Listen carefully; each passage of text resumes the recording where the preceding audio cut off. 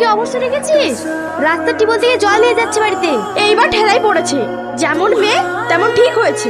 ওর বাপের যা অবস্থা, আর কোন জায়গায় বিয়ে হয়তো তুই জানিস? খেয়ে নাও ভাবি। কি রে, তুই নিলি না? আমি পরে খাচ্ছি। কি গো সালমা, ডাগরাতে তো রুটিই নাই, কি খাবো তুমি? আমি দুপুরে খেয়েছি, খিদে নেই, জল খেয়ে শুয়ে পড়বো। কি বললি? এই নে, আমরা এগুলো সবাই মিলে ভাগ করে খাই। দেখেছো শ্রাবণী, আমি একজন এত বড় অপদার্থ, তোমাদের ঠিক মতো পেট ভরে খেতেও দিতে পারছি না। এত কষ্টে তুমি থাকতে পারবে বলো? কোথায় কষ্ট? পৃথিবীর সব সুখ তো আমি এখানেই পেয়ে গেছি, যে সুখ আমি জীবনে কখনো অনুভব করতে পারিনি।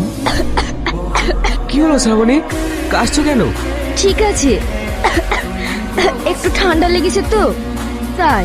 পেশেন্টের অবস্থাটা দেখলাম, ওর বডিতে তো কোনো ব্লাডই নেই, ইমিডিয়েটলি ওকে ব্লাড দিতে হবে। ডাক্তারবাবু,